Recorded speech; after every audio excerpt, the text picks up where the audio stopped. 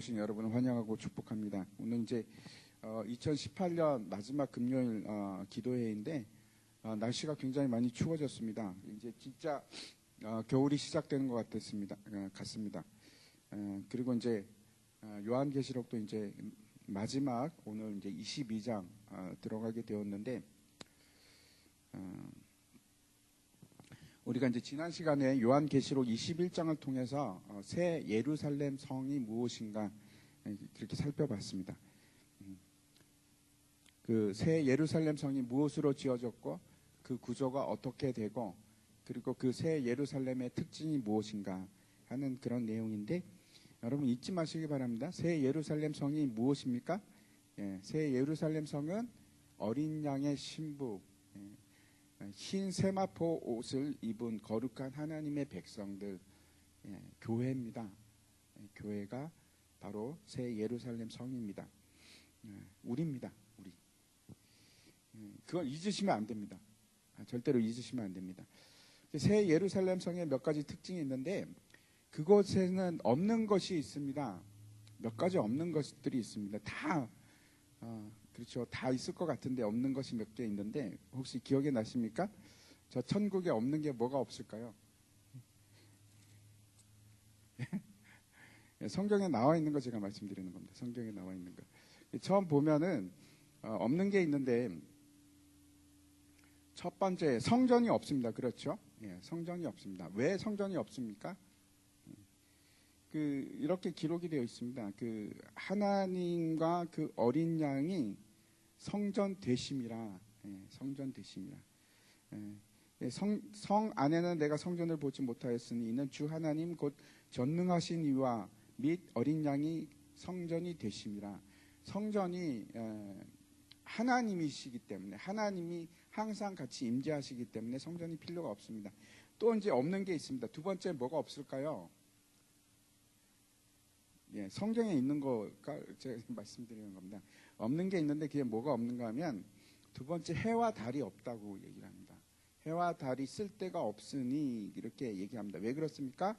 하나님의 영광이 강렬하게 비치고 있기 때문에 그 어린 양이 등불이 되기 때문에 이제는 더 이상 빛의 광원이 필요가 없습니다. 진짜 빛이 있으니까. 그렇게 이제 얘기하고 있는데 한번 보겠습니다. 21장 23절과 24절인데 그 성은 해나 달의 비침이 쓸데없으니 이는 하나님의 영광이 비치고 어린 양이 그 등불이 되심이라. 그러면서 이렇게 합니다. 만국이 그 빛 가운데로 다니고 땅의 왕들이 자기 영광을 가지고 그리로 들어가리라. 해와 달이 없습니다. 두 번째 없고 세 번째 또 없는 게 있는데 그게 뭘까요? 밤이 없습니다. 밤이 없습니다. 이 밤이 없다는 것은 어두움이 없는 것이죠. 근데 그 이상으로 앞에서 우리가 봤듯이 밤이 없다는 것은 어떤 뜻인가 하면 사망도 없고 애곡함도 없고 애통하는 것도 없고 또 아픈 것도 없고 하는 말씀입니다. 그래서 이제 우리가 기억할 것이 있는데 천국이 임하기 시작하면 그 천국이 언제 임하기 시작하는가 하는 것을 잊지 말아야 됩니다. 제가 이제 또 말씀을 드립니다. 천국은 우리가 죽어서만 가는 것이 아니고 이 땅에서 하나님의 나라가 임하기 시작합니다. 그러면 똑같은 일이 우리에게도 일어납니다. 성전이 필요가 없습니다. 왜? 우리가 성전이니까. 내 하나님께서 내 안에 거하시면 우리 안에 거하시면 우리가 성전이기 때문에 성전이 필요가 없어집니다. 그리고 해와 달이 필요가 없습니다. 하나님의 비추심과 영광이 우리에게 있다면 그리고 밤이 없어집니다. 어두움과 다시 말씀드려서 슬픔과 애통하는 것과 아픔.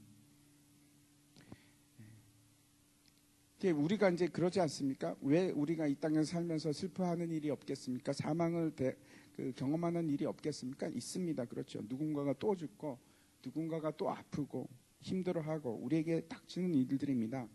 그런데 우리가 그 슬픔을 대하고 그 아픔과 고통을 대면하는 방식이 틀려지는 겁니다. 이 땅에는 여전히 그런 것들이 있습니다. 근데 우리가 그걸 받아들이는 방식이 달라지는 겁니다.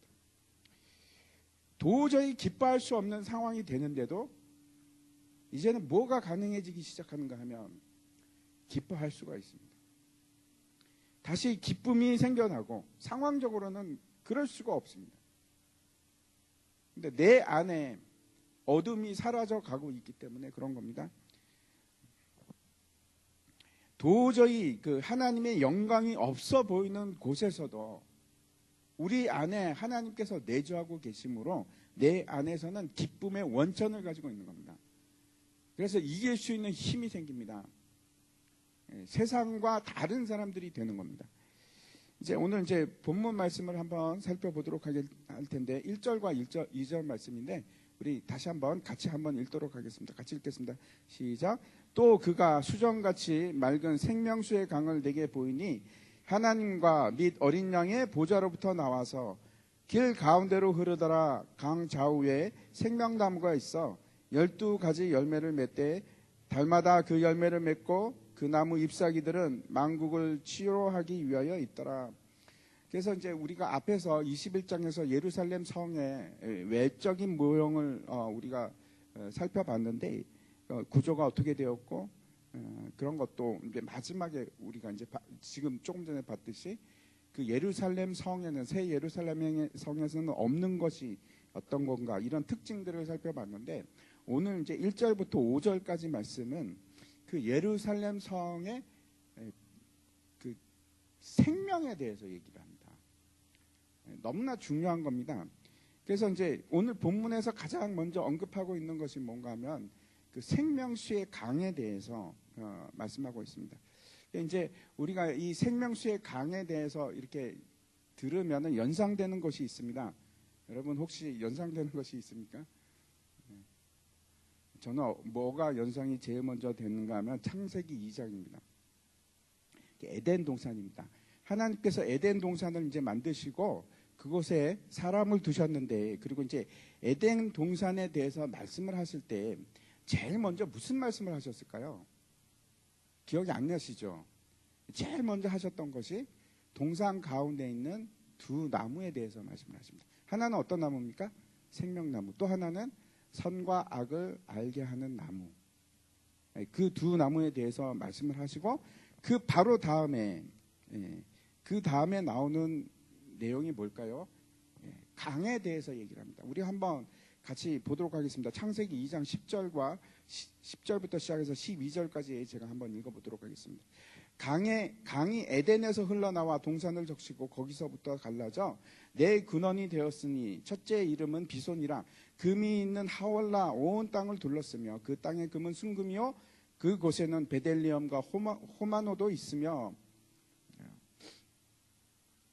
이렇게 얘기하고 있습니다. 우리가 이제 오늘 말씀을 생각하면서 비교를 해봤으면 좋겠는데 여기서는 뭐라고 하는가 하면 에덴에서 흘러나와서 동산을 적셨다 이렇게 얘기하고 있습니다. 그리고 그 강이 에덴에서 흘러나온 강이 온 세상의 물의 근원이 됩니다. 거기서부터 세상으로 이제 흘러가는 겁니다. 네 강이 이제 그래서 나오지 않습니까?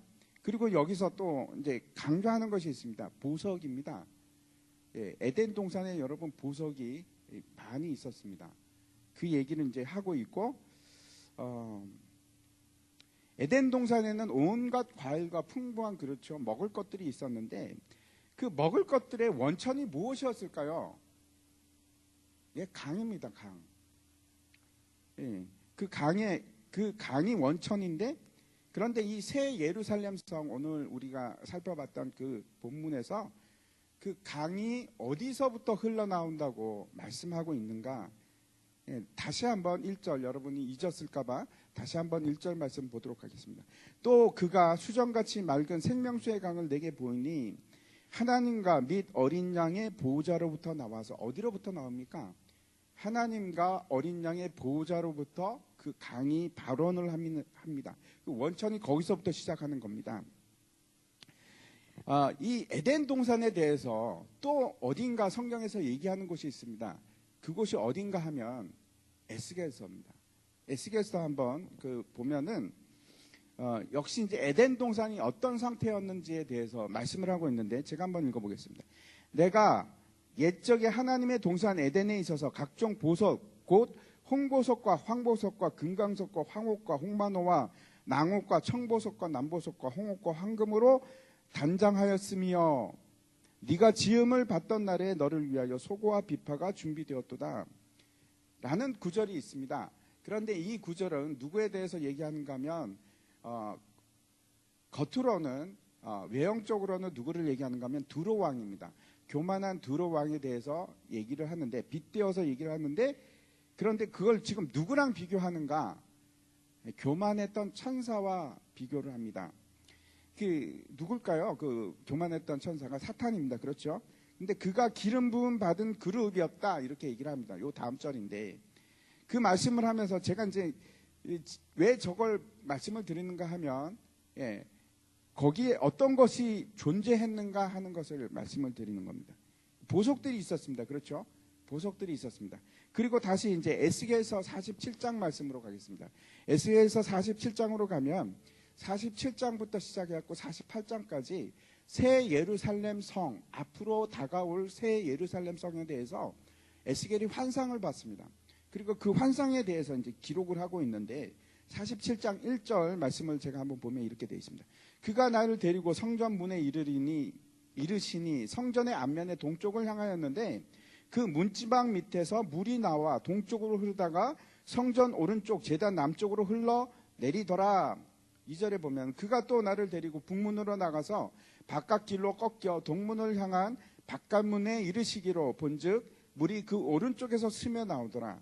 지금 에스겔에서 새 예루살렘 성에 대해서 말씀을 하고 있는데 그 성전에 대해서 얘기를 하고 있는데 지금 물이 어디서부터 흘러나옵니까? 성전으로부터 흘러나옵니다. 성전으로부터 흘러나와서 어디로 가고 어떻게 되었는지 그 뒤에 이제 쭉 나옵니다. 한번 보도록 하겠습니다. 3절부터 또 제가 한번 읽겠습니다. 그 사람이 손에 줄을 잡고 동쪽으로 나아가며 천척을 측량한 후에 내게 그 물을 건너게 하시니 물이 발목에 오르더니 다시 천척을 측량하고 내게 물을 건너게 하시니 그 다음에 어디 옵니까? 물이 무릎까지 오르고 또 천척을 측량하고 내게 물을 건너게 하시니 물이 이제는 어디까지 옵니까? 허리에 이르고 그리고 다시 천척을 측량하시니 물이 내가 건너지 못할 강이 된지라 그 물이 가득하여 헤엄칠 만한 물이요 사람이 능히 건너지 못할 강이로다. 강이더라 이렇게 되어 있습니다. 성전에서 물이 흘러나오기 시작하는데 그게 점점 많아집니다. 그 불어나기 시작해서 처음에는 발목까지 오다가 무릎까지 오다가 허리까지 오다가 이제는 사람이 잠길 만큼 되어가지고 더 이상 건너갈 수 없을 정도로 창이란 물이 됩니다. 능히 건너지 못하는 강이 됩니다. 그래서 이 물이 어떻게 되었을까요? 궁금하십니까? 뒤를 한번 계속 보겠습니다. 7절부터 보면 내가 돌아가니 강 좌우편에 나무가 심이 많더라. 그가 내게 이르시되 이 물이 동쪽으로 향하여 흘러 아라바로 내려가서 바다에 이르리니 이 흘러내리는 물로 그 바다의 물이 되살아나리라. 바다가 되살아난답니다. 그리고 이 강물이 흐르는 곳마다 번성하는 모든 생물이 살고 또 고기가 심이 많으리니 이 물이 흘러 들어가므로 바닷물이 되살아나겠고 이 강이 이르는 각처의 모든 것이 살 것이며 물 주위에 그 흘러가는 물 주위에 뭐가 많이 있는가 하면 나무들이 많이 있습니다. 나무들이 많이 있고 그 물이 어디로 쭉 흘러갑니까? 이제는 바다로 흘러가게 됩니다. 그리고 이제 바다의 생물들이 그 물로 인해서 소생하게 됩니다. 다른 물이죠. 바다의 물하고 지금 다른 물입니다. 여러분 혹시 기억나십니까? 요한계시록을 할 때 물에 대해서 우리가 계속 봤는데 그 바다라고 하면은 의미하는 것이 있습니다. 어떤 겁니까? 세상입니다. 세상과 그리고 그 세상에 살고 있는 수많은 백성들, 열국 백성들을 얘기하는데 그게 바다입니다. 근데 그 바다, 세상을 지금 덮치는 물이 있는 겁니다. 그래서 그 물이 세상의 모든 바다를 물이 바다 덮음같이 그렇게 창궐해서 완전히 덮어버리는 겁니다. 그 다음에 이제 어부 얘기가 나옵니다. 그걸 제가 이제 너무 많아서 뺐는데 그 부분을 넘겨가고 다시 12절부터 보면은 12절 같이 한번 읽겠습니다. 시작. 강 좌우가에는 각종 먹을 과실나무가 자라서 그 잎이 시들지 아니하며 열매가 끊이지 아니하고 달마다 새 열매를 맺으리니 그 물이 성소를 통하여 나옴이라. 그 열매는 먹을 만하고 그 잎사귀는 약재로가 되리라. 예, 너무나 흡사하죠. 예, 요한계시록 얘기하고 똑같습니다. 여기서부터는. 제가 이제 다시 한번 정리해서 말씀을 드리면, 창세기에서 묘사하는 에덴 동산이 있고, 그 다음에 에스겔에서 묘사하는 새 예루살렘이 있고, 그리고 마지막에 요한계시록에 가서 요한계시록이 말하고 있는 새 예루살렘 성이 있습니다.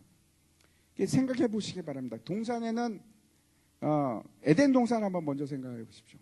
에덴 동산에는 많은 나무들이 있었습니다. 그런데 거기서 특정하게 두 나무를 얘기합니다. 하나는 생명나무고 또 하나는 선악을 알게 하는 나무. 그 나무들이 있었고, 두 번째 이제 에덴 동산에는 어떤 것이 있었습니까? 물이 흐릅니다. 똑같습니다. 그래서 그 모든 에덴 동산을 적시고 밖으로 흘러나가기 시작하는데, 그것이 온 땅에 물의 근원이, 원천이 되는 겁니다. 세상을 향해서 흘러갑니다. 그런데 그곳에 또 무엇이 있었습니까? 예, 보석들이 있었습니다. 보석들. 세 가지를 말씀드렸습니다. 그렇죠? 첫 번째는 물이 흘러가고 있었고, 두 번째는 나무가 있었고, 세 번째는 보석들이 있었습니다. 그게 에덴 동산의 모습입니다. 두 번째 에스겔을 말씀드리면은, 먼저 에덴 동산에 보석들이 많이 있었다. 과거의 모습이죠. 그걸 얘기를 합니다. 그리고 나서 에스겔이 환상으로 본 앞으로 다가올 새 예루살렘 성에 대해서 말씀을 하고 있는데, 성전에서부터 물이 흘러나와서 점차 창일해서 범람하기 시작해서 결국은 세상을 다 덮어버리는 그런 모습입니다. 그리고 이제 거기에도 나무가 나옵니다. 그렇죠?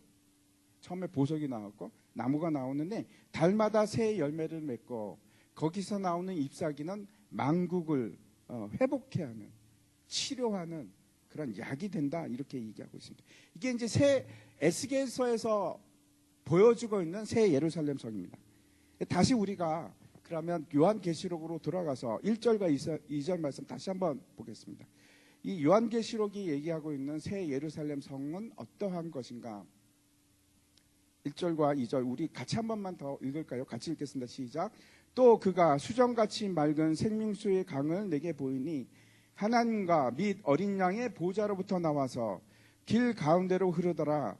강 좌우에 생명나무가 있어 12가지 열매를 맺되, 달마다 그 열매를 맺고 만국을 치료하기 위하여 있더라. 일단 우리가 분명히 알 수 있는 것은, 창세기에 나와 있는 에덴 동산은 분명히 새 예루살렘 성하고 관계가 있습니다. 여러분 눈치채셨죠? 관계가 있습니다.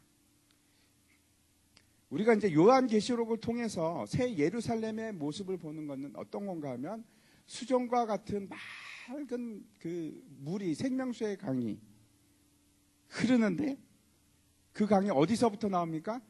하나님의 보좌로부터 흘러나오기 시작하는데, 근데 그 생명수의 강, 흐르는 강 주위에는 생명나무가 있습니다. 그리고 12달 열매를 맺고, 그리고 그 나무 잎사귀들은 만국을 치유하기 위해서 있다, 이렇게 얘기합니다. 그래서 우리가 이제 요한계시록을 통해서 보는 새 예루살렘의 모습은 수정과 같은, 에스겔서하고 뭐가 다릅니까? 물이 다릅니다. 물이. 거기서는 어떻게 합니까? 여러분 이제 느낌이 오십니까? 물이 막 창일해서 막 흘러나오는데 막 온 세상을 덮는 기세로 그렇게 나오는 물이었는데, 여기서는 그런 물입니까? 아니요. 수정과 같은 맑은 물, 잔잔한 유리 같은, 유리 바다 같은 곳입니다.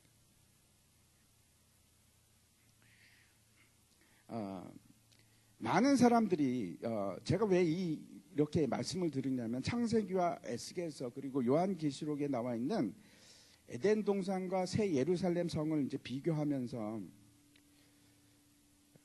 이 말씀을 제가 준비하면서 되게 고민이 많았습니다.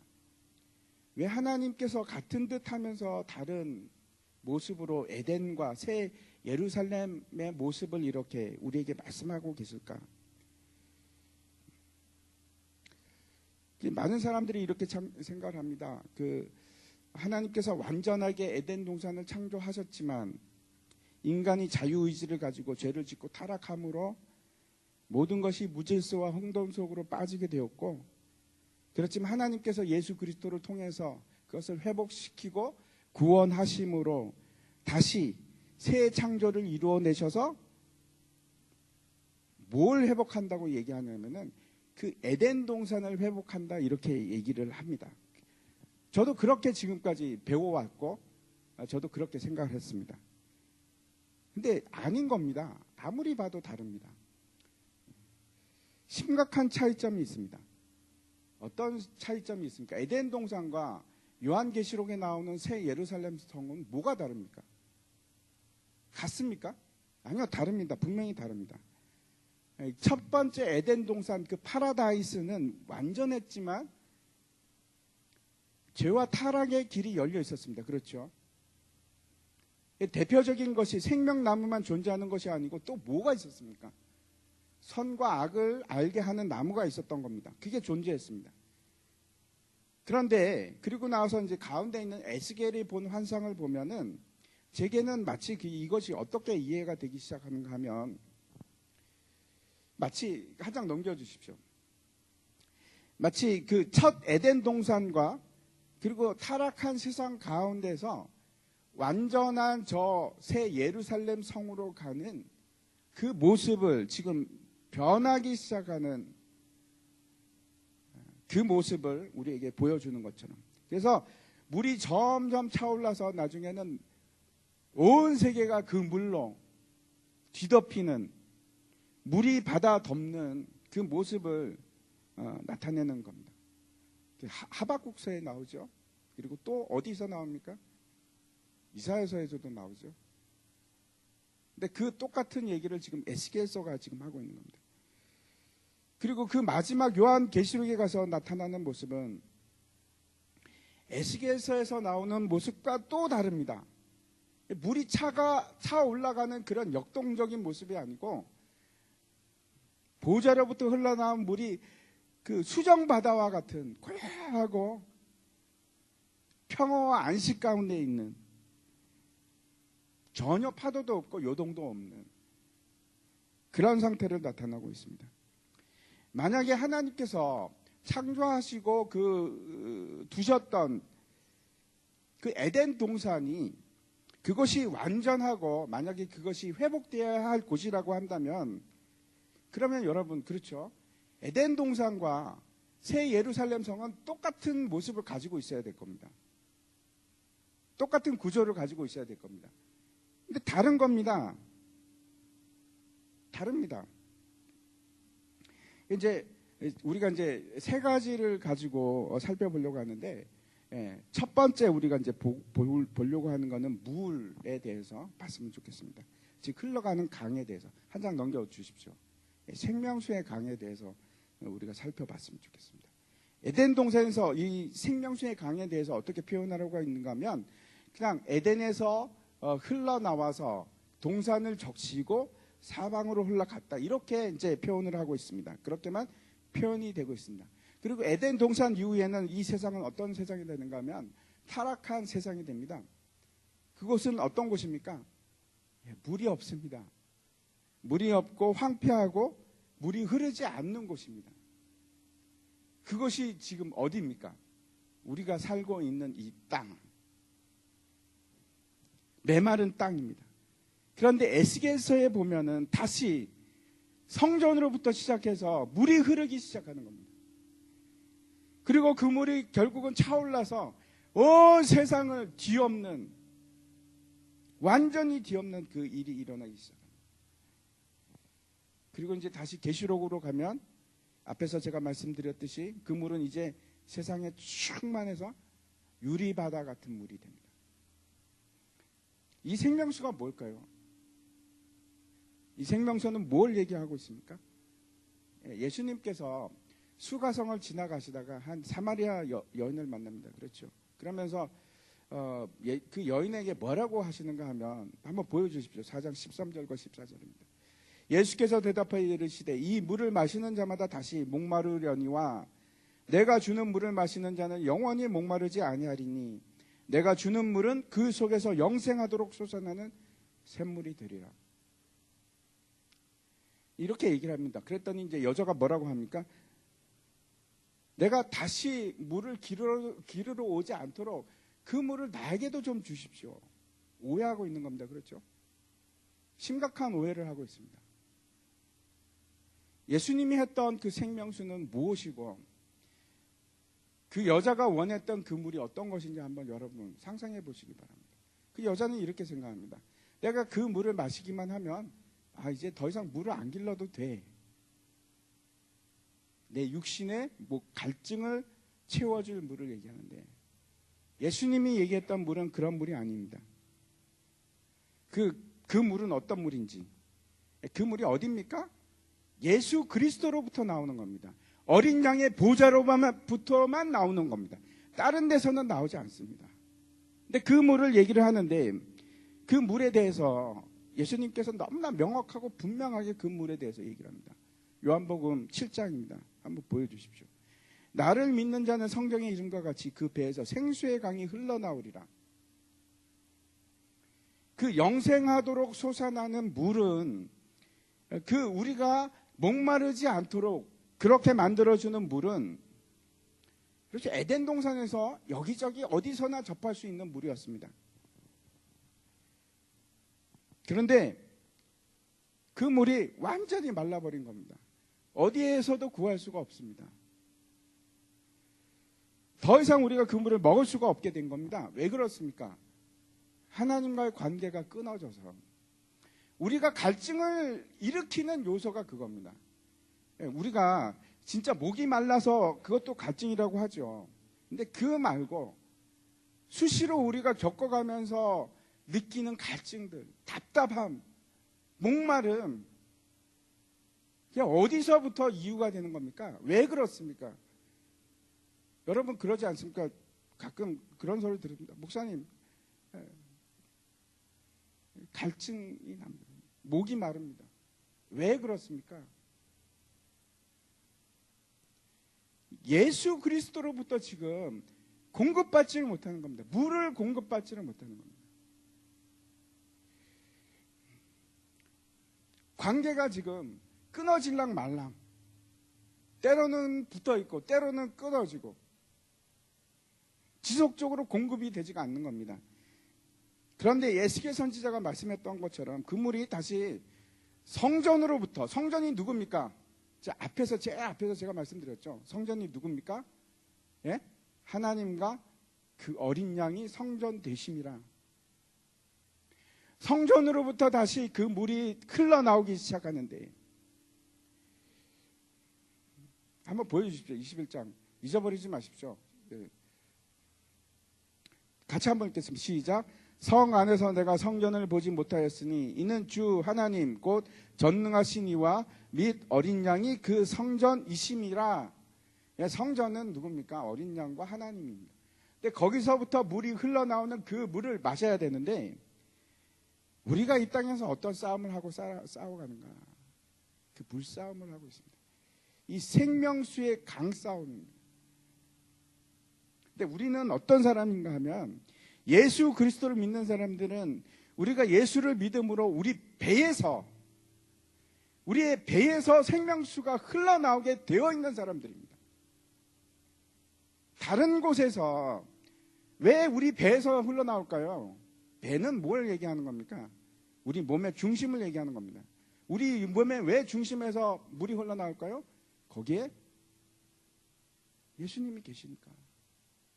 성전 대신 예수님이 되시니까. 그 성전으로부터 물이 흘러나오기 시작하는 겁니다.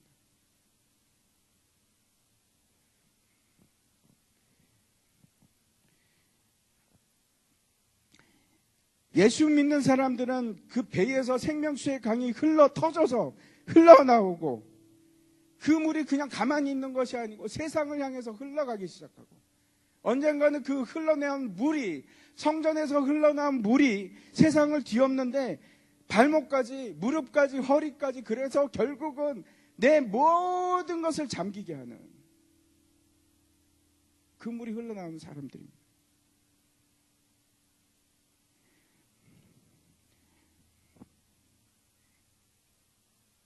언젠가는 여러분 그 물이 세상을 뒤엎고 공의가 물같이 흐르게 할 것이고 하나님의 나라가 임하기 시작하면서 하나님을 아는 지식이 세상을 완전히 뒤덮을 것이고 그 생명수로부터 모든 만물이 회복될 것이고 그 모든 만물이 그 생명수로부터 생명을 취해서 생명을 공급받게 됩니다. 진짜 생명은 어디로부터만 오는가 하면 예수님으로부터 다른 곳에서는 오질 않습니다.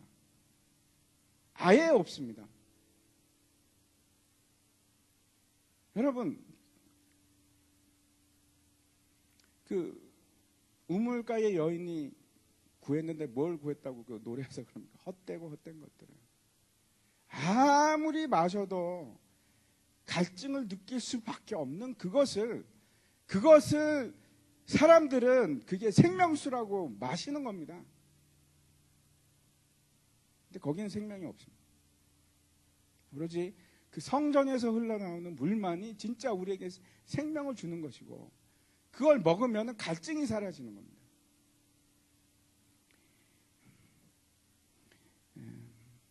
우리가 하는 일이 있습니다. 우리의 배에서 생명수가 흘러나오기 시작해서 세상을 그 물로 채워나가는 일입니다. 나는 뭐 나이가 들어서 이제 뭘 하겠습니까?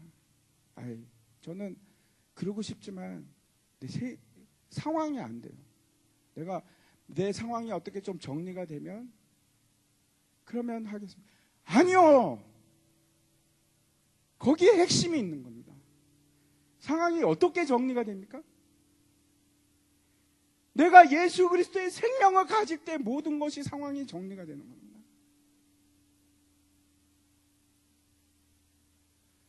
무언가를 지금 잘못 생각하시는 겁니다.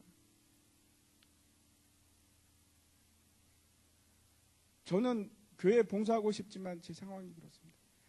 왜 그런가 하면 지금 생명이 어디에서 나오는지를 모르기 때문에.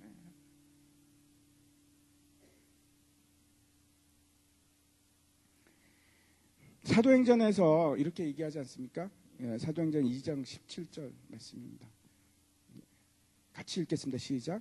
하나님이 말씀하시기를 말씀에 내가 내 영을 모든 육체에 부어주니 너희의 자녀들은 예언할 것이요 너희의 젊은이들은 환상을 보고 너희의 늙은이들은 꿈을 꾸리라. 얼마나 좋은 말씀인지 모르겠습니다. 하나님께서 쓰시고자 하면 나이에 상관없이 그의 연약함과 상관없이 그 상황과도 상관없이 하나님께서 일을 하시는데 우리가 직접 일하게 하십니까? 아니요. 그 생명수를 통해서 성령을 통해서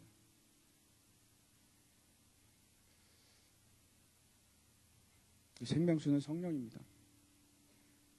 예수가 우리 안에 거하시면 우리 안에서 성령이 나를 적시기 시작하고 성령이 나를 함몰시키기 시작하고 그러면 우리에게서 열매가 생기기 시작하는 겁니다. 하나님께서 쓰시고자 하면은 그렇죠. 사도행전 잘 기억하십시오. 나이에도 상관없고 상황과도 상관없어요. 이제 두 번째 그 생명수 강 좌우에 있는 생명나무에 대해서 한번 보도록 하겠습니다. 먼저 우리가 잘 알고 있듯이 에덴 동산에는 그렇죠. 동산 중앙에 한 나무만 있었던 것이 아니고 두 나무가 있었습니다. 생명나무와 선악을 알게 하는 나무가 또 있었습니다. 그런데 만약에 똑같다면 우리가 회복해야 될 것이 에덴 동산이라면 그러면 새 예루살렘 성에도 뭐가 있어야 됩니까? 선악을 생명나무뿐만 아니고 생명나무는 있다고 나오지 않습니까? 그러면 선악을 알게 하는 나무도 있어야 되는데 에스겔서부터 사라집니다. 언급이 없습니다. 전혀 언급이 없습니다. 도대체 이 선과 악을 알게 하는 나무는 도대체 어디로 간 걸까? 대부분의 사람들이 창세기의 선악과를 보면서 그것을 이제 읽으면서 딜레마에 빠집니다. 아니 그런 생각 여러분 한번 해보지 않으셨습니까? 하나님 왜 그렇게 선악과 만드셨지? 그것만 없으면 내 미혹도 없을 거고 죄도 없을 거고 그러면 타락도 없었을 텐데 하나님께서 그런 걸 뭐 만드셔가지고 하나님께서 그 일을 모르실 리가 있겠습니까? 하나님께서 여러분 어떻게 생각하십니까? 인간이 선악과를 통해서 타락한 걸 모르셨다고 생각하십니까? 그럴 리가 있습니까? 모든 지식과 지혜와 모든 것을 다 아시는 하나님이 그걸 모르시겠습니까? 그걸 왜 만드셨습니까? 선악과를. 하나님께서 선악과를 가지고 있으면 반드시 인간이 타락할 것을 알고 계셨다면 도대체 이게 뭔가? 하나님께서 그냥 우리를 그냥 장난삼아 노는 거하고 뭐가 다르지?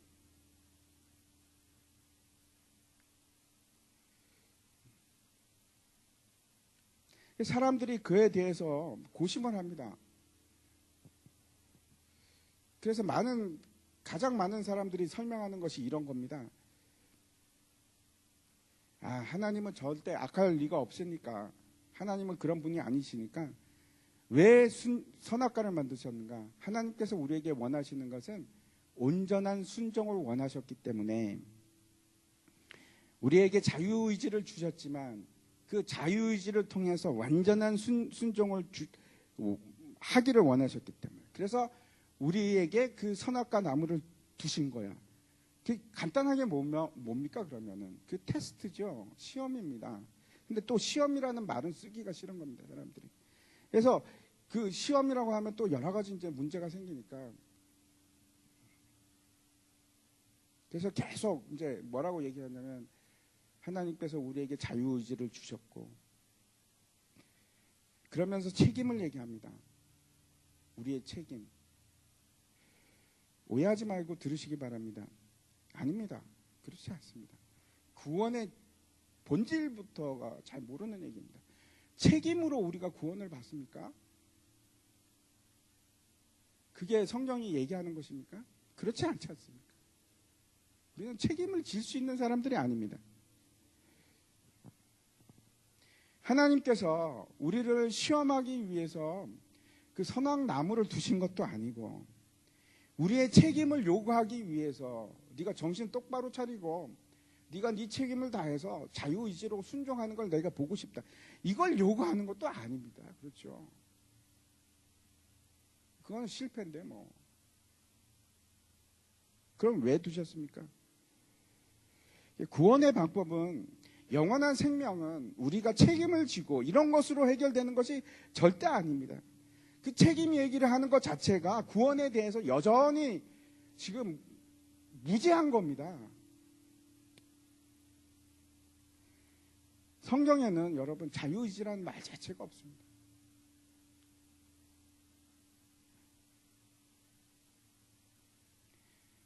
전혀 하나님께서 선악과를 두시기로 한 것은 책임을 위해서 주신 것도 아니고 우리를 테스트하기 위해서 그런 것도 아니고, 선악과를 만약 그런 식으로 말을 하면 결국은 논리적으로 하나님께서 왜 만드셨지 하는 논리를 빠져나갈 수가 없습니다. 결국 하나님께서 하신 거 아니야. 결국 어떻게 됩니까? 악은 하나님께서 만드신 것이 됩니다. 과연 선악과가 그런 얘기일까요? 제가 이제 이 말씀은 제가 창세기 할 때도 분명히 말씀을 드렸지만 다시 한번 말씀을 드립니다. 왜냐하면 이 요한계시록은 창세기와 너무나 밀접하게 연결이 되어 있기 때문에 그렇습니다.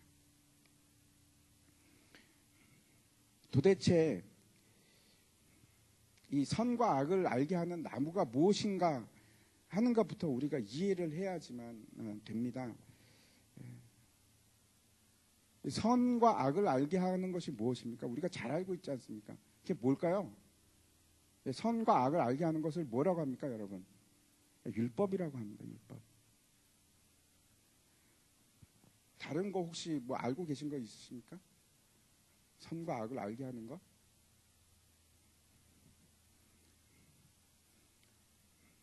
나무는 뭔가 하면은 체계를 얘기합니다. 시스템을 얘기하는 겁니다. 그래서 선과 악을 알게 하는 거, 그건 율법인데, 율법을 통해서 우리가 선이 무엇인지 악이 무엇인지 분명하게 알게 됩니다. 그래서 선과 악을 알게 하는 나무는 뭘 얘기하는 건가면 그것 자체가 율법을 얘기하는 겁니다. 근데 하나님께서 왜 율법을 두셨을까요? 에덴 동산에 생명나무만 두지 필요 없습니까? 율법이 필요 없을까요? 아니요. 율법은 반드시 필요합니다. 왜 그러신가? 왜 그런가? 하나님은 공의의 하나님이시기 때문에, 의로우신 분이시기 때문에, 의롭다는 것을 알기 위해서, 공의가 무엇인지 알기 위해서는 반드시 필요한 것이 있습니다. 그게 뭡니까? 율법입니다. 율법.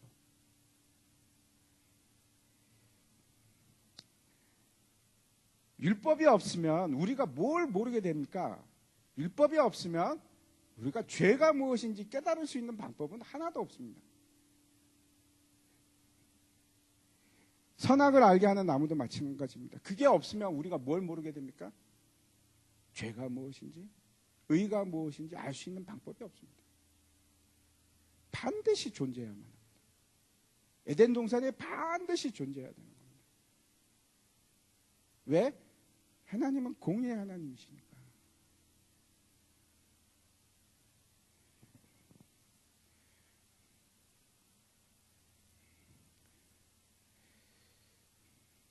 또 하나가 필요합니다. 그게 뭡니까? 생명나무입니다. 생명나무를 통해서 우리에게 뭘 알게 하시냐? 하나님의 은혜와 하나님의 사랑을 알게 하시냐. 그게 생명나무입니다. 그래서 에덴 동산에는 둘 다 존재할 수밖에 없습니다. 생명나무와 선과 악을 알게 하는 나무 둘 다 존재할 수밖에 없습니다. 그런데 어떤 일이 일어났는가 하면은 인간의 타락과 그리고 예수 그리스도께서 그 회복 사역을 통해서 무엇이 분명하게 갈라지게 되는가 하면 이제는 선과 악이 너무나 분명하고 확실하게, 그게 구원입니다. 이게 너무나 분명하고 분리가 되기 시작합니다. 누구를 통해서? 예수 그리스도를 통해서. 이전에는 선과 악이 공존할 수 있는 상황이었지만 그게 에덴 동산입니다.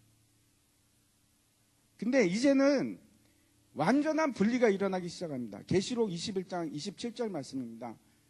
같이 한번 읽겠습니다. 시작. 무엇이든지 속된 것이나 가증한 일 또는 거짓말하는 자는 결코 그리로 들어가지 못하되 오직 어린 양의 생명책에 기록된 자들만 들어가리라. 뭐라고 지금 말씀하는가 하면 악한 자들, 속된 자들, 이런 자들은 완전히 분리가 일어나서 새 예루살렘 성 안으로는 절대로 들어갈 수 없습니다. 다시 말씀드려서 죄는 완전한 분리가 일어나기 시작합니다. 그래서 오늘 이제 본문의 3절부터 5절까지 제가 한번 읽어보겠습니다.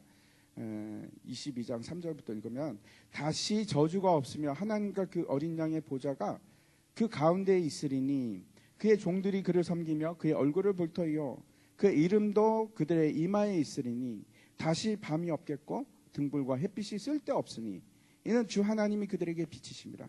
그들이 세세토록 왕 노릇하리로다.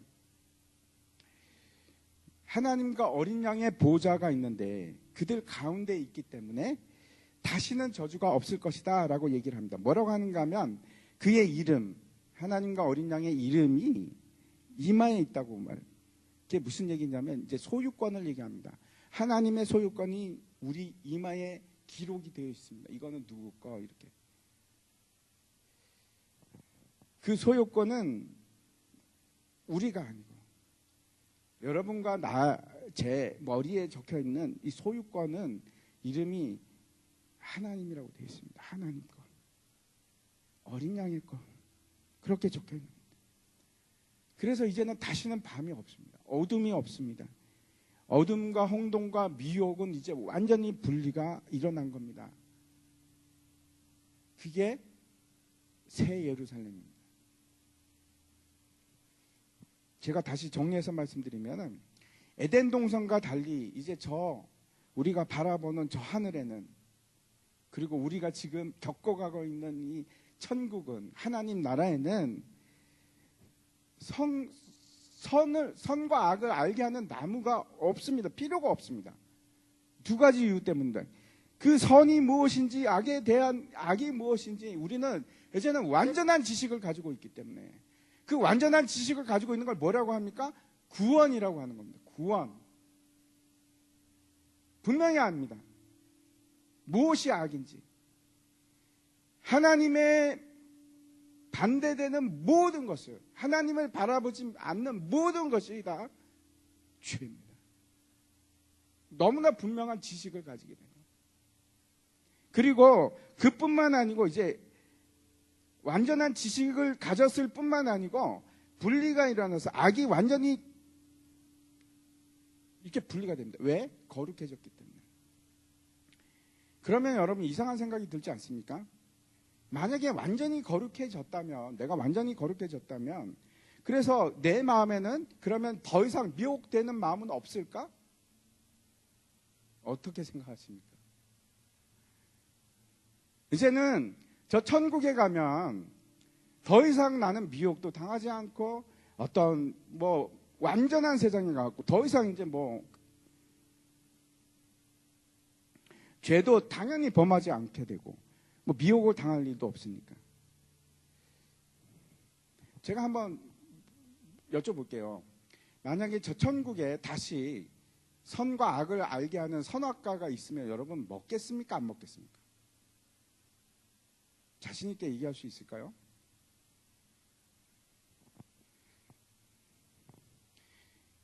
생각해 보십시오. 하늘에 아름다운 천사가 있었습니다. 근데 그 천사가 부족함이 없이 모든 필요와 충족되는 모든 것을 누리고 있었는데 어떤 마음이 들기 시작했냐면 나도 하나님과 같이 되리라 라는 생각을 가지고 반란을 일으켰습니다. 근데 우리가 천국에 가면 다시는 그런 일이 존재하지 않을까요? 혹시나 제가 물어보는 겁니다. 어떻게 생각하십니까?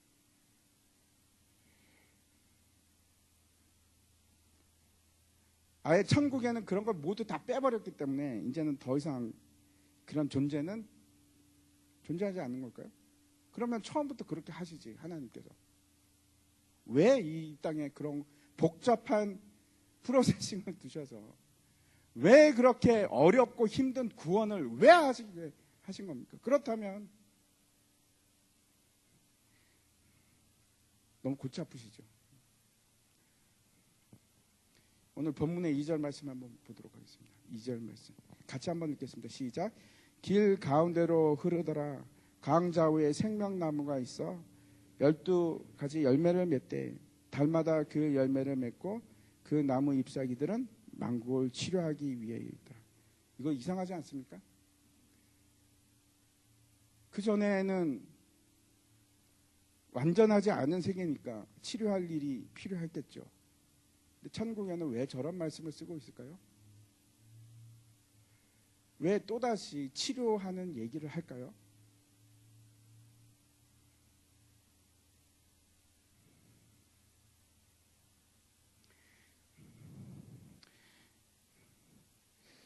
제가 이런 말씀을 드리려고 하는 겁니다. 우리가 살아가는 동안에 끊임없이 힘든 일들이 생기고 도저히 넘어설 것 같이 못한 그런 일들이 일어납니다. 다시 말씀드려서 끊임없이 반복되는 것이 있습니다. 선악을 알게 하는 나무가. 근데 잘 들으십시오. 그 선악을 알게 하는 나무를 극복해 나갈 때마다 어떻게 극복을 했습니까, 우리가? 네? 예수 그리스도. 그 예수 그리스도를 통해서 그 선악과를 하나씩 하나씩 통과할 때마다 우리에게 뭐가 생기기 시작하냐면 거룩함이 생기기 시작합니다.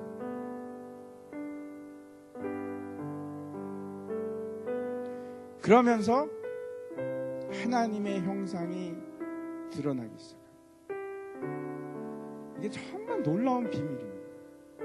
정말 놀라운 구원의 비밀. 왜 우리에게 그 어려운 일들이 닥치는가?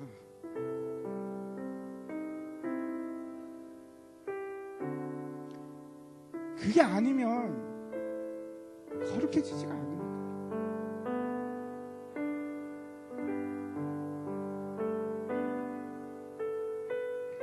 그걸 통과할 때마다 하나님과 같이 있을 수 있는 그런 사람들이 되어가는 겁니다. 근데 그게 누구를 통해서 그렇게 된 겁니까? 예? 예수님. 그 얘기를 지금 이 2절에서도 똑같이 하고 있습니다. 너무나 이상하죠. 나무 잎사귀들은 망구를 치료하기 있더라. 만약 모든 것이 다 회복되고 더 이상 완전함 때문에 부족한 것도 없고 아픔도 없고 더 이상 병든 것도 없고 뭐가 모자라서 또 치료를 한단 말입니까? 도대체 이게 무슨 말입니까? 새 예루살렘 성의 비밀이 여기에 있습니다. 이 치료하다는 말은 봉사하고 섬기는 것뿐만 아니고 진짜 치유한다 이런 말씀이 됩니다. 그래서 천국은 잘 들으시기 바랍니다.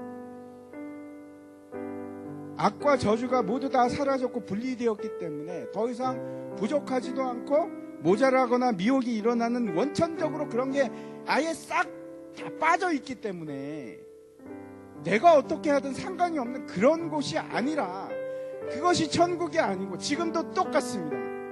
그것이 천국이 아니고 뭔가 하면 지속적으로 끊임없이 예수 그리스도와 함께하고 그 생명수의 생명이 나한테 공급되지 않으면 또다시 부족이 일어나요.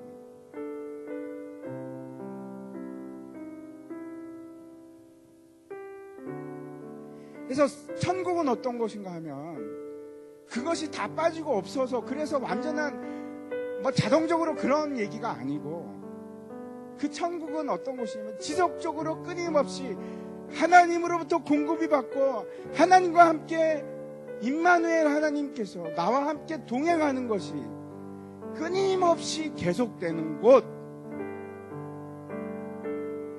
그것이 천국입니다. 그것이 천국입니다.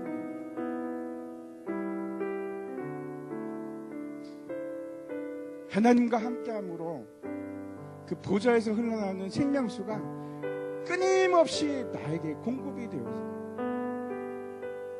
그래서 더 이상 부족하지 않는 거예요.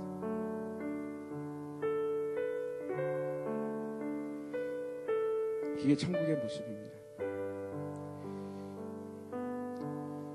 마지막으로 제가 이제 보석만 얘기하고 마칠 텐데 그 보석은 앞에서도 보았듯이 에덴에도 보석이 있었고 에스겔서도 보면 보석이 있는데 계시록에 봐도 그렇죠. 21장에서 계속 보석 얘기를 하고 있지 않습니까? 그 보석들이 누굴까요? 누굽니까? 기억이 안 나십니까? 아시면서도 가만히 계시는 거죠? 바로 우리들입니다. 예루살렘 성 자체가, 새 예루살렘 성 자체가 누굽니까? 우리들, 거룩한 성도들입니다. 그래서 제가 오늘 다시 말씀을 정리하면 이런 말씀이 되는 겁니다. 우리가 새 예루살렘 성이고 그 안에 하나님과 예수 그리스도 어린 양의 보좌가 우리 안에 있는 겁니다. 그래서 거기서부터 끊임없이 생명수가 흘러나오고 성령께서 흘러나오고 그래서 그 성령으로부터 우리가 열매를 맺어가고 그 열매를 맺을 뿐만 아니고 만국을 하나씩 치유해 나가는 그 자들이 누군가? 새 예루살렘 성 우리들입니다. 이 그림이 여러분 마음에도 이렇게 그려졌으면 좋겠습니다. 그래서 우리는 예수 그리스도로부터 끊임없이 나오는 생명수를 마시는 사람들이고 그래서 우리의 삶 속에서 성령의 열매들이 계속 맺혀져 나가는 사람들이고 그 나무로 인해서 세상을 치유하는 사람들이고 천국에서만 일어나는 것이 아니고 똑같은 방식으로 지금도 일어나는 거예요. 지금도. 이 땅에서 하늘에서 그 뜻이 이루어졌던 것처럼 이 땅에서도 하나님 나라가 임하기 시작하는 것입니다. 지금도 생명수에 잠겨 있는 분도 계시고 어떤 분들은 그게 끊겨서 메마른 땅을 갈증 속에서 아무런 생명나무 열매도 맺지 못하고 그렇게 살아갈 수도 있습니다. 만약에 우리가 이 땅에서 아무리 잘 살고 부족함이 없다고 할지라도, 그렇게 여긴다고 할지라도 우리 속에 생명수의 강이 흐르지 않으면 여전히 목마릅니다. 빌딩을 몇 채를 가지고 있어도 여전히 목마릅니다. 삼성 총수가 된다고 할지라도 여전히 목마릅니다. 답은 그런 데 있지 않습니까? 내가 뭘 가지고 있는가? 생명수를 가지고 있는가? 우리는 언젠가는 저 천국에 가면 여러분 끊임없이, 지금은 막 끊기지 않습니까? 단수도 되고 막 갑자기 물이 새기도 하고 막. 근데 천국에 가면 그게 끊임없이 공급이 돼요. 끊임없이 공급. 그래서 생명수를 마시고. 우리는 여러분 그런 방식으로 살아가죠. 제일 중요한 게 뭔지 여러분 다시 한번 생각해 보십시오. 내 삶 속에서 가장 중요한 것입니다.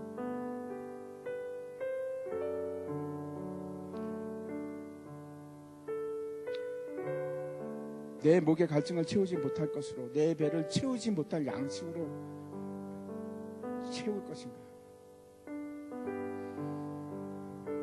그래서 염려하고 걱정하고 그러지 마시고 성령의 사람.